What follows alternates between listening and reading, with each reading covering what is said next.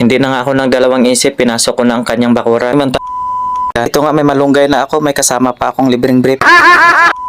Ngayong umaga nga pala guys, ililigaw ko sila misis. Aga-aga baka siyansihin ko yung gilagid mo dyan. Ihahatid ko ang anak ko at si misis sa school na tinuturoan niya. Nagbabalak pa nga ako kanina na walis tingting lang yung sasakyan namin pero ayaw pumayag ng dalawa. Kasi sa gabi lang daw dapat yun ginagamit. Katabing barangay nga lang pala yung eskwelahan ng dalawa. Yung tinuturoan pala ni Mrs. guys, yun ang alma mater niya. Kasi doon siya nagsimula at nagtapos ng elementarya. Meron nga din pala dito malapit na eskwelahan sa amin guys at dito rin ako nagtapos ng elementarya. At noong panahon nga namin guys, hindi pa to sementado ang daan. Ginagapang ko nga lang to noon kahit na medyo may kalayuan yung bahay namin sa eskwelahan. Kasi hindi pa namin afford ang bumili ng helicopter. Bola lang yan. Pero ngayon, ibang bata ayaw nang pumasok sa eskwelahan kapag hindi nahatid ng kanilang Volkswagen. Di totoo yan. Naalala ko pa nga noon, wala pang tulay yung ilog. Maaga pa ako umalis ng bahay kasi doon ako naliligo sa sapa bago pumasok ng eskwelahan. Kaya pagdating ko sa room, pag inamoy ng katabi ko nakaklase ang ulo ko, amoy ibak ng kalabaw at baka. Ako nga pala ang naghahatid sundo ngayon pag wala naman ako. Tatay naman ni Mrs. ang naghahatid sundo sa kanilang dalawa. Dito sa aming barangay guys, iisa lang ang daan papasok at palabas. Katulad ng pag nag-ano kayo ng partner nyo, kung saan niya pinasok, doon niya lang dapat ilalabas.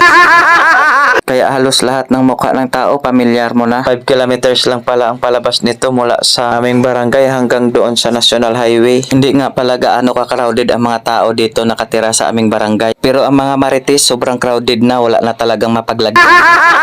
Naman.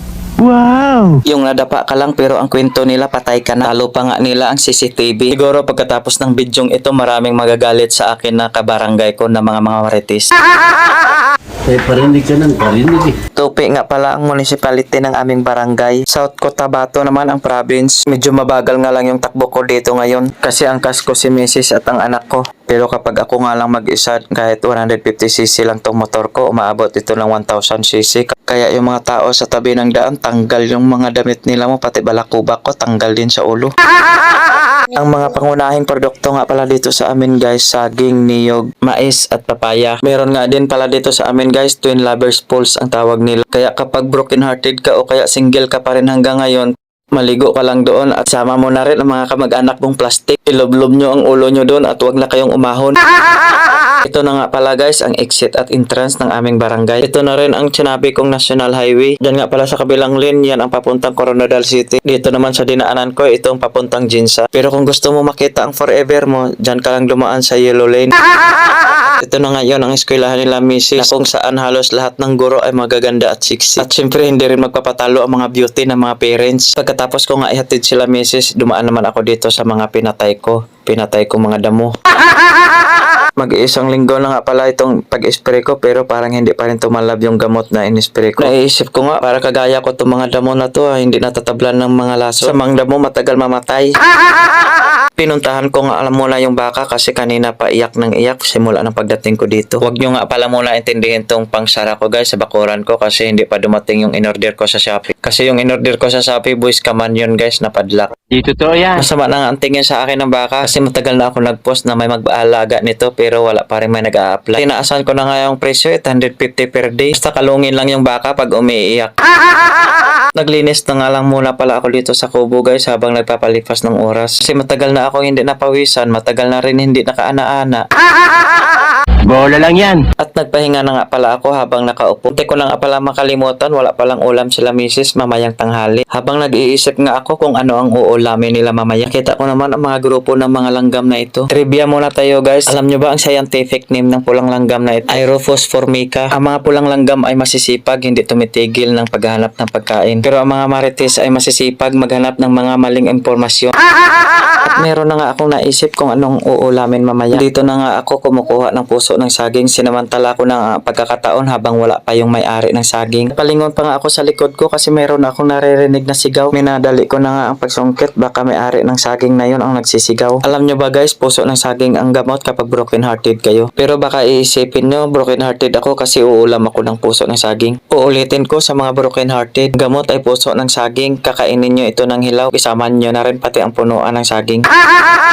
At habang busy nga ang may-ari ng bahay na ito, miral naman ang kalimunyuhan ng kamay ko. Hindi na nga ako ng dalawang isip, pinasok ko na ang kanyang bakuran. Samantala ko na rin ang pagkakataon na makuha ang tanglad. Kahit makita niya tong video na ito, wala pa rin siyang matibay na ebidensya kasi hindi nakalabas ang buong mukha ko. Medyo mabait pa nga ako dyan kasi hindi ko binunot lahat ng punuan ng lemongrass niya. O diba, social English.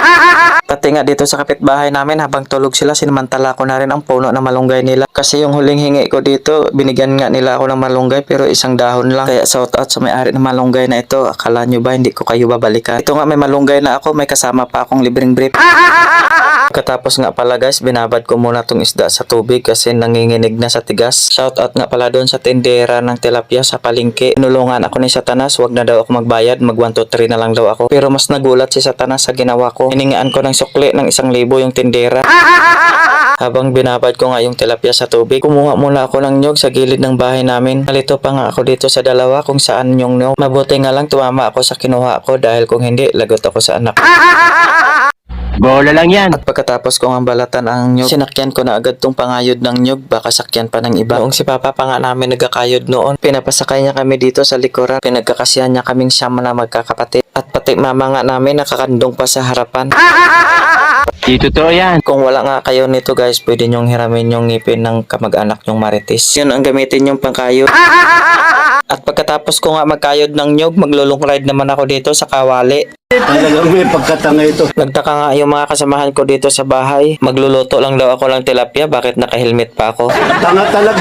Sabi ko naman, pagbigyan nyo na ako kasi matagal na ako hindi nakapag-long rides. Baka isipin nyo guys, takot ako sa mainit na mantika. Itong helmet at sandok guys, para sa video lang to. Para sisira ulo. Kasi sa totoo lang, pag walang kamera, kinakamay ko lang tong mga piniprito ko. Di totoo yan.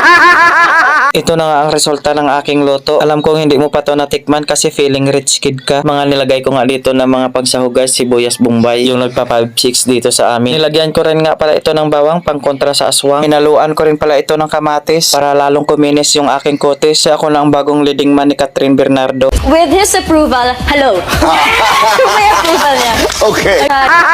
At pagkatapos ko nga magluto, naligo na rin ako para ihatid tong ulam kila Mrs. Doon na rin nga pala ako mananghalian. At nandito na nga pala ako ulit sa school nila Mrs. Shoutout nga pala muna sa ating mga followers kay Sir Antolo Hereda at sa mag-asawa na si Ronnie Jacinto Rojo, kay Ma'am Bernash D.S. Rojo. Nako, teacher din ni Mrs. Paki-follow rin nga pala guys ang kanyang FB account. Sa mga gusto mag-follow pala ng aking page, kapag ganito po ang lumabas sa inyo, pakipindot na lang po ng like. Kahit wag na po yung subscribe kasi may bayad po yun. Salamat. Maraming salamat nga pala guys sa panonood sa walang kwentang video na ito.